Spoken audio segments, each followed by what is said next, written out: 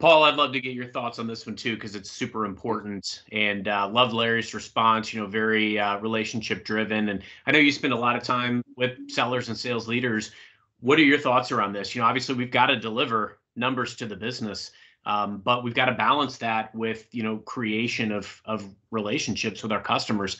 What say you? Yeah, relationships are critical. I love when I hear from sales experts that say relationship selling is dead, because our research shows nothing could be further from the truth. In fact, in value-added selling, we did a buying study as part of the new book, and we asked, why would you choose one partner over another? And in both cases, that the relationship with the seller ranked higher, meaning more important than price. So it's not all about price. Relationships are critical. Tough times are opportune times to broaden your relationships and deepen them. Let's talk about broadening those relationships. In a tough economic environment, we know that approvals change, right? So maybe a leader that you worked with in the past could buy up to this level. Well, we know that that level gets pushed down a little in tough times, meaning they don't have the buying authority. So what that means, more people are going to have to get involved in the process. More people get involved, giving you an opportunity to build those relationships. During a deal that you're working on, you may hear, well, we need to kick this up another level. That gives you an opportunity to build that relationship. But not only that, in a tough environment, people don't want to make the wrong decision.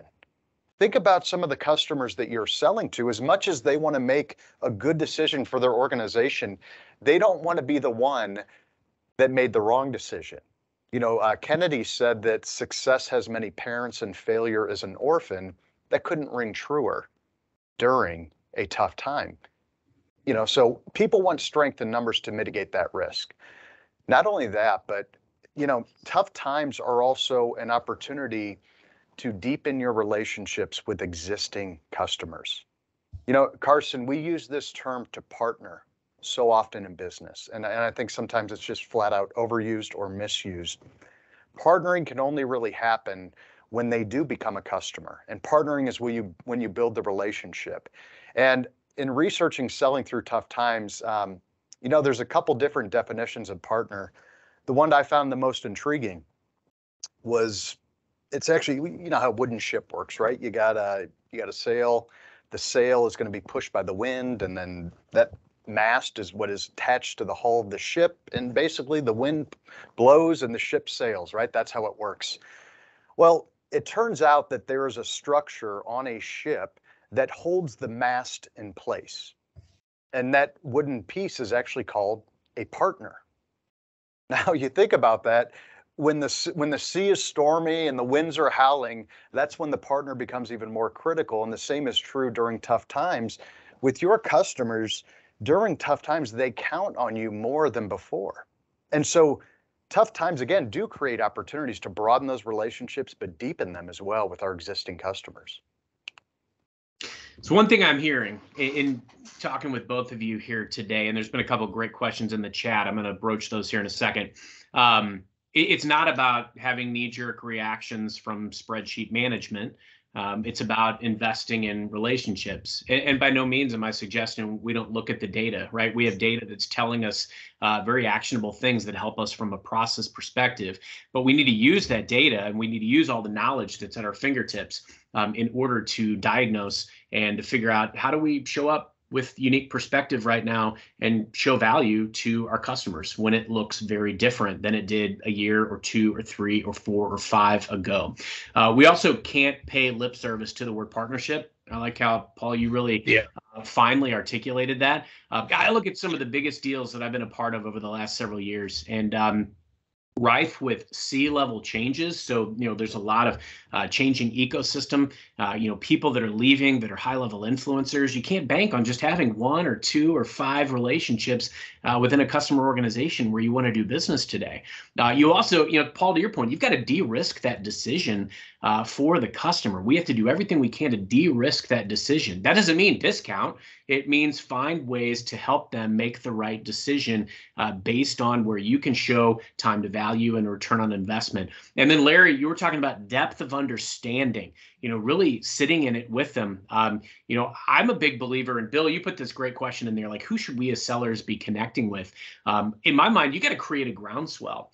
I remember years ago, and Prasad, you made a great comment in the chat. Great to see you, my friend.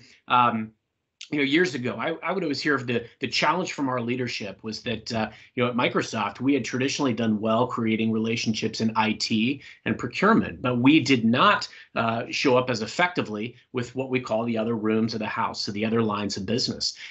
So years ago, my background was not in technology. It was in telecommunications and advertising. I came in and I just started trying to build community around what we did here.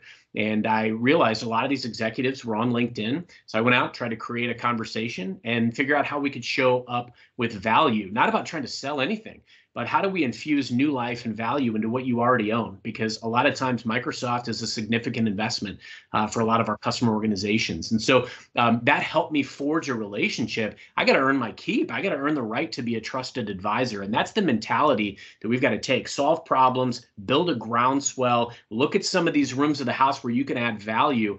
And I would reckon that it would be a lot of rooms of the house where you can add value if you really start to think about it. Hey, Carson, excuse me? I just want to play off of what you just said, because Please. We're talking a lot about relationships. But here's where I want to take this, because you brought up value and it just triggered something. That's just I firmly believe there's two sides to the trust coin. And I want us to key in on this as sellers. So we all know where trust and credibility sits in the sales world right now. Unfortunately, it's extremely low. And if we can all buy into the concept that relationships do sell, relationships do drive revenue, then here's what I want us to think about. We have to bring this two-headed approach to this. You must build authentic relationships, and you have to bring meaningful business value to your customers as a seller. And you can't do one without the other, because if all we focus on as salespeople is to build genuine, authentic relationships, if we're not bringing in business substance and business goods and business value into this, we as sellers have a lot of friends and we get caught in the friend zone. And so we have to be able to marry these things together. And if we don't, I believe it's going to be hard to even sell in tough times. Yeah. Is we got to lean in these relationships, but in order to lean in these relationships, we got to bring substance to it. And that's what I believe our customers or our clients are looking for. They're looking for that genuine, authentic seller who's going to bring meaningful business value to help them become even better than they are right now. I love that. It's all about, Larry, not paying lip service to the partnership. We've, even here with my team, we often look at where we have maybe not had as strong a partnership with organizations that we've wanted to. How do we breathe new life into that? How do we show up different, learn from where it didn't work before?